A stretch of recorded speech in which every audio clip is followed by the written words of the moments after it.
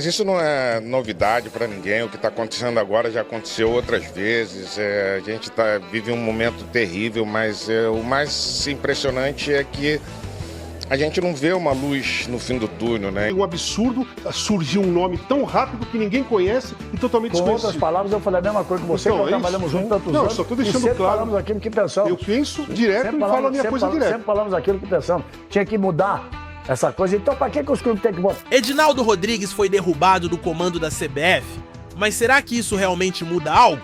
No vídeo de hoje, trazemos uma conversa sincera entre Galvão Bueno e seus amigos sobre os bastidores da seleção, os podres da CBF e por que o problema vai muito além de um nome. Prepare-se para uma análise sem filtro sobre o caos que virou o futebol brasileiro. Assista até o fim e tire suas próprias conclusões. Vejam o que Ronaldo Fenômeno disse ontem. Primeiramente, a sua opinião sobre o que está acontecendo neste momento, esta reviravolta na Confederação Brasileira de Futebol. Mas isso não é novidade para ninguém, o que está acontecendo agora já aconteceu outras vezes, a gente vive um momento terrível, mas o mais impressionante é que a gente não vê uma luz no fim do túnel, né? Enquanto o estatuto da CBF for esse que é agora, que o poder fica na mão dos 27 presidentes de federações, essa palhaçada vai continuar, não tem absolutamente nenhuma chance de reforma no futebol brasileiro. Diria que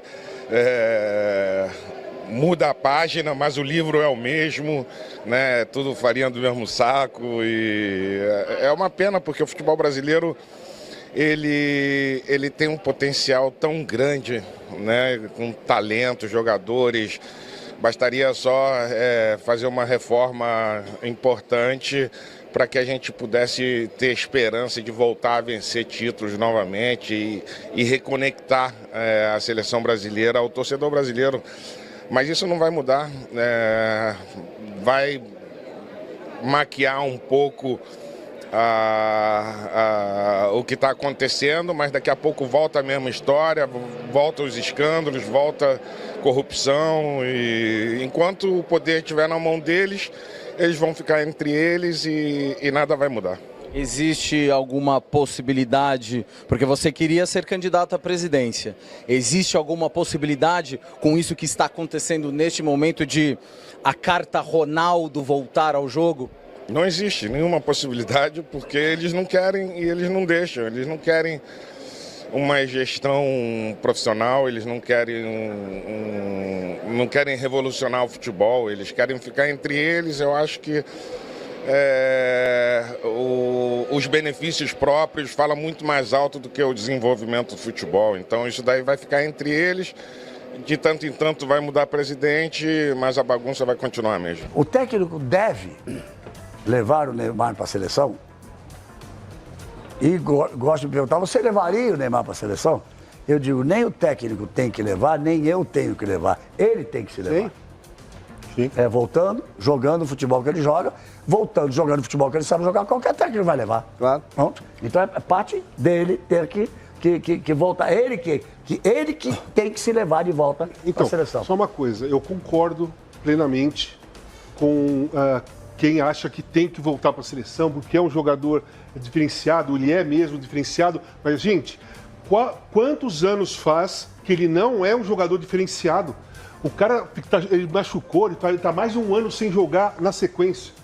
Antes disso, também não estava jogando bem. Que ele desequilibra, é óbvio que ele desequilibra. Que ele é um jogador altamente técnico, isso é inegável. Que ele é o maior craque do futebol brasileiro das últimas décadas, também é indiscutível. Mas ele se empenha para manter isso? Se ele treina, ele quer ser isso? Se ele não quer ser isso, não tem como pegar vaga na seleção brasileira. Esse é o grande desafio dele. Hã? Ele é o grande desafio do Neymar, de quem vai trabalhar com ele, de fazer ele entender, olha... Não, o grande desafio é ele não querer. sei, mas alguém chegar para ele e conseguir convencê-lo isso.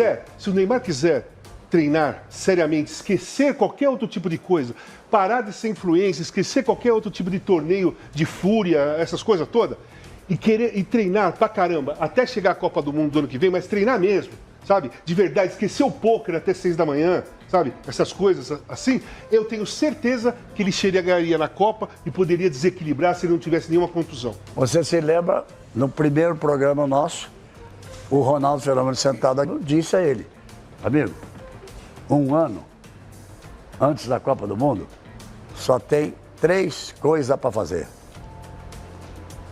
Treinar, comer e dormir. Aí os dois deram risada e aí o Ronaldo falou assim, vamos deixar por 6 meses. Mas 6 meses antes da Copa só se pode fazer 3 coisas. Treinar, comer e dormir. E é mais ou menos assim, não é? Não? Você tem que se aplicar inteiro. Galvão, se eu sou ele, eu iria com o Ancelotti, com um time para esses 2 jogos. Eu iria. Para ele sentir de novo que é a seleção, como ele é amado. Aí depende. Eu iria, não. Ok. Depende do que o Ancelotti vai pensar. Se ok, mas eu levaria ele. Eu levaria. Mas aí eu acho que o Falcão tem razão. O Ancelotti quer sentir o que o Neymar anda pensando. Acho que o Falcão tem razão nisso. Talvez leve, não quer dizer que vai pouco para jogar, mas para ter um papo direto e sentir. Gente, falta pouco tempo. Dia 26, segunda-feira que vem, tem a convocação. Dia 26, segunda-feira que vem. Mas não é para jogar, Galvão. Eu não estou falando para levar ele para jogar. É levar ele convidado. Mas aí você precisa saber se o Ancelotti pensa assim. Não, eu sei, mas eu levaria. Se o Neymar pensa assim. É isso aí. Se ele vai para a seleção para ficar nessa... conversar com o Ancelotti e não forçar para jogar, não tiver pressão para ele jogar. Eu não acredito que se o Neymar for convocado entre os 23, mesmo em condições ruins, não vai ter uma pressão externa para se colocar o Neymar. O Neymar é o garoto propaganda da seleção brasileira. O Neymar é a visibilidade da seleção brasileira. Continua sendo. Mesmo ele em forma ou não, ele continua sendo. Ele indo para lá, sem estar em forma, sem condições de jogar, vai ter uma pressão até própria dele para jogar. E você vai colocar um cara em campo numa competição, num jogo competitivo de alto nível, que é eliminatórias, contra o Equador e contra o Paraguai, que o bicho vai pegar, que a intensidade é muito alta, você tem que estar em forma para jogar. Meu companheiro de comentário, isso eu vou dizer, posso estar enganado, mas com o Ancelotti não se cria. É isso que eu ia dizer. Vamos conhecer o Ancelotti. Vamos conhecer, pelo que eu conheço, não vai fazer isso. E o Falcão conhece mas muito ele mais. Ele vai trazer o Neymar para ele. Tudo bem, eu concordo com você, mas o Ancelotti vai conhecer ainda como funciona a CBF. Que depois nós vamos conversar. Aí, para fazer como funciona a CBF, para saber como funciona a CBF, nós vamos falar já. A CBF é uma instituição falida moralmente. Ela é falida moralmente, há muito tempo. E atrapalhando o futebol. Destruindo completamente o futebol brasileiro, principalmente de seleção.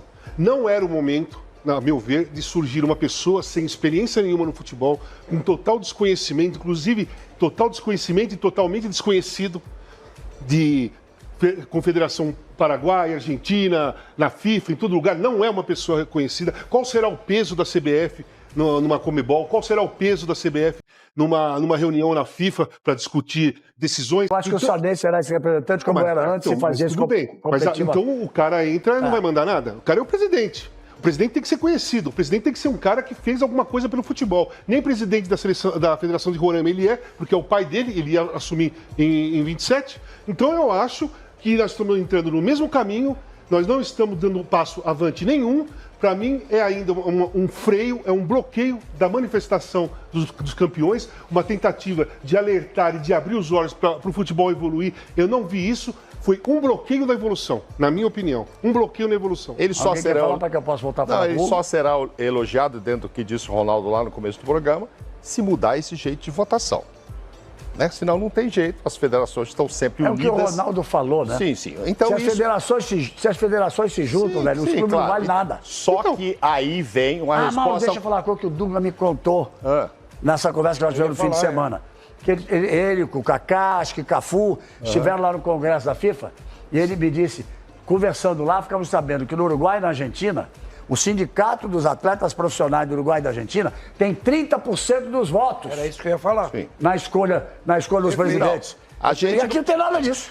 Eu sou um cara que faço minha crítica direta. eu sou independente, eu não tenho contato com ninguém, não tenho fontes, não tenho amigo, ninguém me passa informação, nem nada. Tudo que eu falo vem da minha cabeça, da minha opinião. Então eu não bati antecipado, eu dei a minha opinião sobre a entrada do Samir da CBF. Eu achei um absurdo surgir um nome tão rápido que ninguém conhece e totalmente desconhecido. Com outras palavras, eu falei a mesma coisa que você, então, nós trabalhamos juntos tantos anos. Não, só estou deixando claro. Falamos aquilo que pensamos. Eu penso direto e falo a minha coisa direto. Sempre falamos aquilo que pensamos. Tinha que mudar essa coisa. Então, para que os clubes têm que votar? Porque as federações decidem tudo.